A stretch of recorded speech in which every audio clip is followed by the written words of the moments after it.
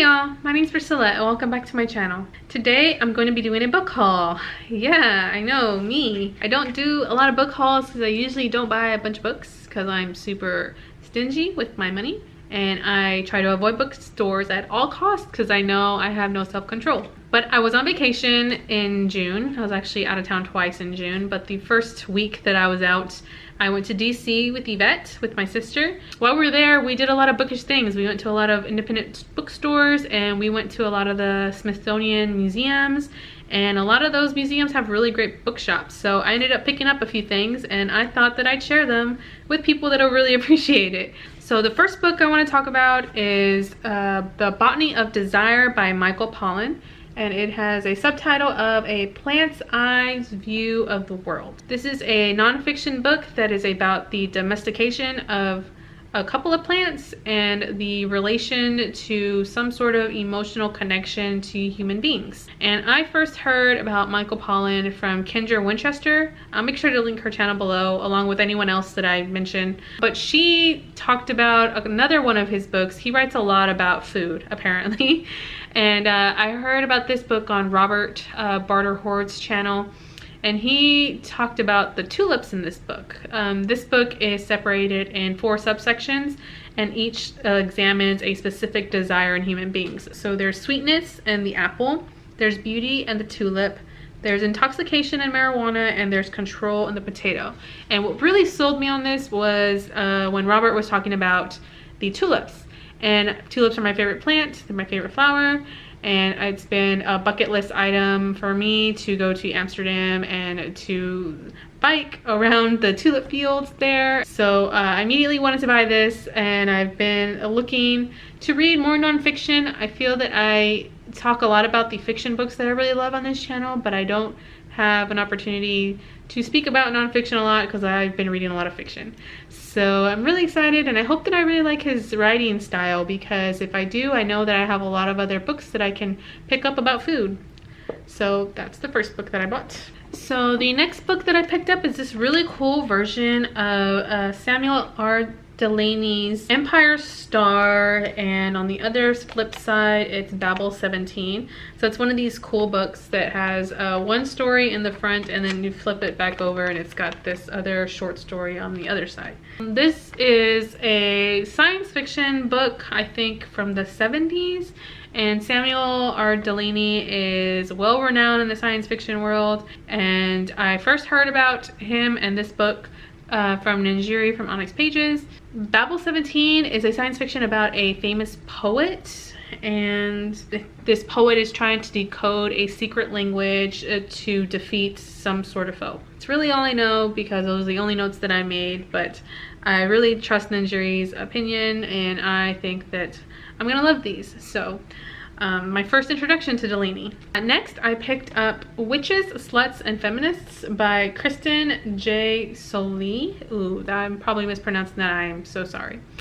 But this is another nonfiction book about feminism and witchcraft, and I really don't know why I picked this up. So this was a bit of a cover buy for me, but it kind of wasn't, because it was on one of the recommended shelves from the booksellers. The staff at Kramer Books had great notes, and I'm one of the people that looks at all the notes and why people recommend them. And I kept walking past this book and I was like, you know, I'm just gonna get it. I'm just gonna get it. They recommended it to me, right? According to Goodreads, this enriches our contemporary conversations about reproductive rights, sexual pleasure, queer identity, pornography, sex, work, and more. All that seems like a lot for this very thin little book, but great lipstick, right? I mean, look at that. Can you see the specs? Where can I get that lipstick? Any recommendations? Any referrals would be awesome. So while I was in DC, I went to a lot of the Smithsonian museums. I ended up buying The True Story of Pocahontas by Dr. Linwood, Little Bear Custalow, and Angela L. Daniel Silverstar. So this is Own Voices Indigenous nonfiction about the true story of Pocahontas as it is told in their oral history from the Powhatan tribe. So as you may know, Disney has romanticized Pocahontas, and I've done a little bit of research into it, but I was really interested when I saw this, that this is the first oral history passed down from generation to generation in these people's lives, and it's the first time that it's been published. So I'm really interested in reading this story.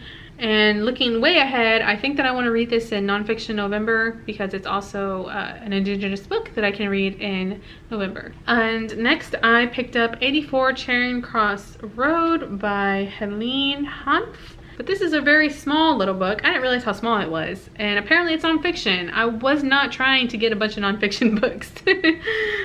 This is about a bookish relationship between a writer and a bookseller. And it's written and it's told in all of their letters that were transcribed into this book. Helene at the time was a freelance writer in New York, and she writes all these letters to a friend in London, the 84 Charing Cross Road, and they have a very charming relationship over decades about books, and it sounds really great, and I'm excited to get to it. I heard about this first, I think, from Robert again at Barter Hordes. Next I have a poetry collection. I picked up Life on Mars by Tracy K. Smith.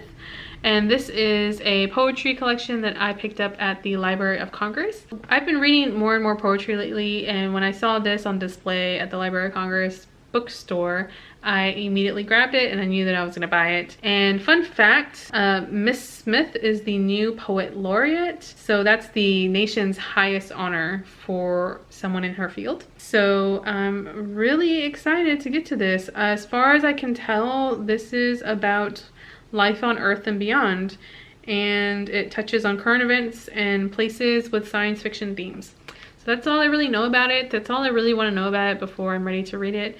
I attempted to read this on vacation and that didn't happen, so hopefully I get to it in the near future. And the other book, I don't know if I can call this a book, that I got at the Library of Congress is a reading journal, actually. This video is not sponsored, I promise. I usually track my reading in Goodreads and in my bullet journal, but I've slowly started to realize that my bullet journal is just not working for me. I'm starting to lose track of my spreads and of my book reviews that I write notes in my bullet journal. And when I saw this, I knew that I was gonna love it. But this is the Potter style book journal, reading journal for book lovers. This is really neat because it has like all the pages set up so you can just write a book review in it as you see fit. And it also has a bunch of neat little lists in the back, and it has some other fun things dispersed amongst all the other reviews. So there's like these reading trees of how one book made you read something else or made you want to learn something else. I've been using it this month so far. I'm really enjoying it. This is my review of Peter Darling sneak peek. Yeah, I'm really liking this so far, so I am a sucker, but it's working for me, so we'll see. The last thing I want to share that I got, my library card from the Library of Congress. Your girl is official, and I don't know what you can do with this outside of DC, but we were there and it was free.